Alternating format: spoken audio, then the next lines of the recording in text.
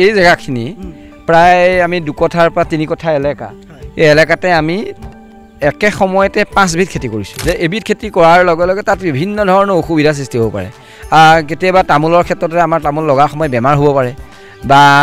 আন যদি আমি আনাৰসৰ কথা কওঁ আনাৰসও কেতিয়াবা বেমাৰ আজাৰ হ'ব পাৰে গতিকে এনেকুৱা যদি আমি বহুতৰূপীয়া কৰোঁ বহুতৰূপীয়া কৰিলে সকলোবিলাক খেতি একে সময়তে বেয়া হ'ব বুলি ক'ব নোৱাৰে দৰ্শকসকলক আজি আমি একেডোখৰ মাটিতে কেনেকৈ 5টা 6টা খেতি কৰিব পাৰে সেই বিষয়ে জনাম আৰু আমাৰ সৈতে সেই বিষয়ে জনাবলৈ আজি আমি উপস্থিত আছোঁহি কামৰূপ জিলাৰ কৃষি বিজ্ঞান কেন্দ্ৰৰ প্ৰদৰ্শনীমূলক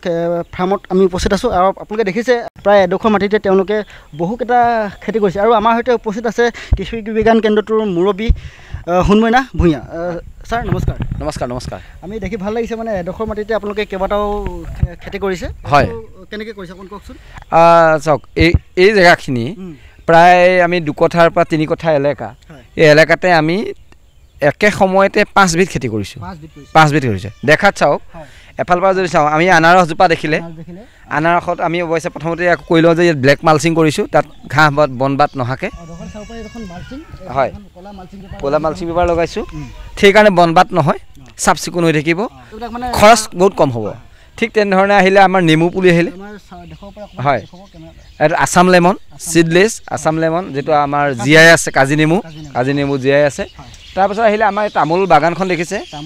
হয় তামোল এটা নিৰ্দিষ্ট দূৰত্বত আমি লগাইছোঁ তামোলৰ মাজত আমি নেমু পুলি লগাইছোঁ ঠিক তেনেধৰণে তামোলৰ মাজে মাজে আমি কল লগাইছোঁ আৰু তামোলত আমি জালুক লগাইছোঁ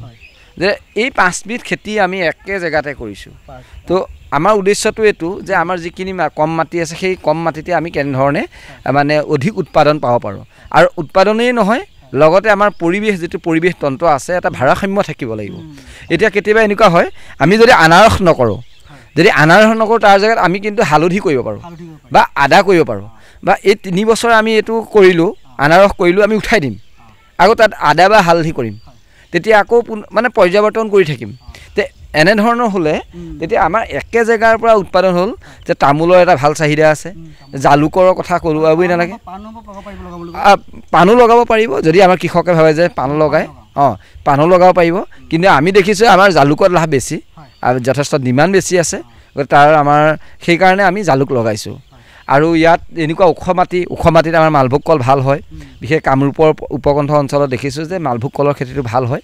গতিকে সেই মালভোগ কলো লগোৱা হয় আৰু মালভোগ কলৰ লগোৱাৰ লগে লগে তাৰ পৰা আমি মালভোগ কল পালোঁ কলৰ লগতে আমাৰ চাকাৰবিলাক পালোঁ সেইখিনি ব্যৱহাৰ হ'ল তামোলৰ আমি পালোঁ বা আমি জালুকৰ ক্ষেত্ৰতো আমি বিভিন্ন জাত লগাইছোঁ বিভিন্ন জেগাৰ পৰা আনি উন্নত উৎপাদনক্ষম জাত লগাইছোঁ আৰু জাতবিলাকৰ পৰা যে অধিক উৎপাদন পাবৰ কাৰণে আমি চেষ্টা কৰিছোঁ আৰু আমি নিজেতো উৎপাদন পাইছোঁ লগতে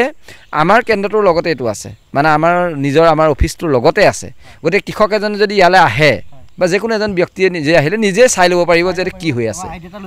নিশ্চয় দাদা ছাৰ আমি দেখিবলৈ পাইছোঁ মানে এতিয়া এনেকৈ 5টা 6টা খেতি কৰিবলৈ যাওঁতে বিশেষটো কোনো অসুবিধা নহয় চাগে নহয় জানো অসুবিধা নহয় বৰঞ্চ এইটো আমাৰ যিটো মেনেজ কৰিবৰ কাৰণে আমাৰ সুবিধাই হয় কাৰণ চাওক এতিয়া আমি তামোলৰ বাৰীখন বা জালুকৰ বাৰীখন যদি আমি ভাল ধৰণে চাওঁ আমি সাধাৰণতে দেখোঁ যে তলত বনবাটেৰে ঘেৰি থাকে গতিকে তেনেকুৱা হ'লে আমাৰ বীজাণু বা আমাৰ যিবিলাক অপকাৰী বেমাৰ কঢ়িয়াব পৰা আমাৰ জীৱাণু থাকে সেইবিলাকৰ বেছি পয়োভৰ হ'ব পাৰে পোক পতংগ বেছি আহিব পাৰে গতিকে আমাৰ ইয়াত এই অসুবিধাটো নাই আপুনি বছৰৰ যিকোনো মাহত আহিলে আমি ইয়াৰ চাফ চিকুণ দেখিব মাজেদি গৈ ভাল লাগিব ঠিক তেনেকৈ আমাৰ নেমুৰ ক্ষেত্ৰত আমি চাওঁ নেমুবিলাকক কেতিয়াবা প্ৰায় ডালবিলাক ফোপোলা কৰি দিয়া কিছুমান পোক থাকে গতিকে এনেকুৱা মজা খোৱা পোক বা যিবিলাক আছে এইবিলাক আমাৰ ইয়াত নাথাকিব কাৰণ এই চাফ চিকুণ হৈ থাকে তলখন চাফা হৈ থকা মানে ইয়াত নাথাকে এনেকৈ বহুতৰূপীয়া খেতি কৰিলে আমাৰ কৃষকসকল কেনেকৈ লাভান্বিত হ'ব বা এডোখৰ মাটিৰ পৰা কেনেকৈ অধিক উপাৰ্জন কৰিব পাৰিব বা প্ৰাকৃতিক দুৰ্যোগৰ পৰা কেনেকৈ ৰক্ষা পাব এই বিষয়ে মই অকণমান কওক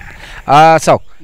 আমি যেতিয়া এবিধ খেতি কৰাওঁ যে এবিধ খেতি কৰাৰ লগে লগে তাত বিভিন্ন ধৰণৰ অসুবিধা সৃষ্টি হ'ব পাৰে কেতিয়াবা তামোলৰ ক্ষেত্ৰতে আমাৰ তামোল লগা সময় বেমাৰ হ'ব পাৰে বা আন যদি আমি আনাৰসৰ কথা কওঁ আনাৰসও কেতিয়াবা বেমাৰ আজাৰ হ'ব পাৰে গতিকে এনেকুৱা যদি আমি বহুতৰূপীয়া কৰোঁ বহুতৰূপীয়া কৰিলে সকলোবিলাক খেতি একে সময়তে বেয়া হ'ব বুলি ক'ব নোৱাৰে আৰু যেহেতু আমি আমাৰ নিজৰ নিৰীক্ষণত ৰাখোঁ গতিকে চাফ চিকুণ হৈ থাকিব গতিকে এলেকাটো আমাৰ যিটো কম পৰিসৰ হ'লেও কম পৰিসৰ হ'লেও আমাৰ যিহেতু আমাৰ গোটেইকেইটা বস্তু থাকিব, গতিকে তেনে অৱস্থাত আমাৰ কি হয়, আমাৰ উৎপাদনটো বাঢ়িব, লগতে আমাৰ কৃষকজনে যিটো লাগি থকা গুণটো, সকলো সময়তে সকলো বস্তু লাগিবলগীয়া নহয়। তেওঁ যিখিনি কষ্ট কৰিব 12 মাহে একে জেগাতে কষ্ট কৰিলে আৰু বিভিন্ন সময়ত বিভিন্ন ধৰণৰ জেগাৰ পৰা উৎপাদন হ'ব। গতিকে নেমুৰ সময়ত নেমু পালে, তেতিয়া মাৰ্চ এপ্ৰিল মাহত যদি আমাৰ নেমুজোপা উৎপাদন হয়, তেতিয়া প্ৰতিটো নেমুৰ দাম আমি 5 টকাৰ পৰা 10 টকাৰ ভিতৰত পাব পাৰোঁ। কিন্তু একেই বা জালুকৰ সময়ত আমি জালুকৰ কথা আহিলে, তামোলৰ সময়ত তামোল আহিলে, প্ৰতিটো সময়তে একেহে আমাৰ উৎপাদনটো পইচা পাই থাকিব, পইচা মানে হাতত আহি থাকিব। যে কলবিলাক আমি এবছৰত আমাৰ কল লাগি যায়, গতিকে কলো যদি আমি এটা নিৰ্দিষ্ট দিনৰ মূৰে মূৰে আমি লগাই থাকোঁ, প্ৰায় 4 মাহৰ কাৰণে যদি এটা নিৰ্দিষ্ট দিনৰ মূৰে মূৰে আমি কলবিলাক লগাই থাকোঁ, আমি দেখিম যে তাৰ থোকবিলাক এটা নিৰ্দিষ্ট দিনৰ মূৰে মূৰে পৰি থাকিব। গতিকে আমি এইটো আমি মেনেজ কৰিব পাৰোঁ যে এতিয়া তামোল আমাৰ এপ্ৰিলত বা মে' মাহত জুন মাহত হ'ল, গতিকে আমি সেই সময়ত পইচা অন্যত নালাগে। জুলাইত আকৌ আমাৰ আনাৰস আহি গ'ল, আগষ্ট ছেপ্টেম্বৰত বোলে আমি ধৰি লওক আপোনাৰ অইনবিলাক বস্তু লাগে, তেনেকৈ পাই মানে আমি এটা পৰিকল্পনা কৰিব পাৰোঁ যে কোনটো সময়ৰ পৰা কোনটো বস্তুৰ পৰা ইনকাম আহিব। গতিকে জালুকৰ ক্ষেত্ৰত এতিয়া আহিয়ে গৈছে লাহে লাহে, এতিয়া নৱেম্বৰ ডিচেম্বৰ অহাৰ লগে আমি জালুক আমি পালোঁ। গতিকে এইটো সময়ত অন্য উৎপাদনটো কম থাকিব,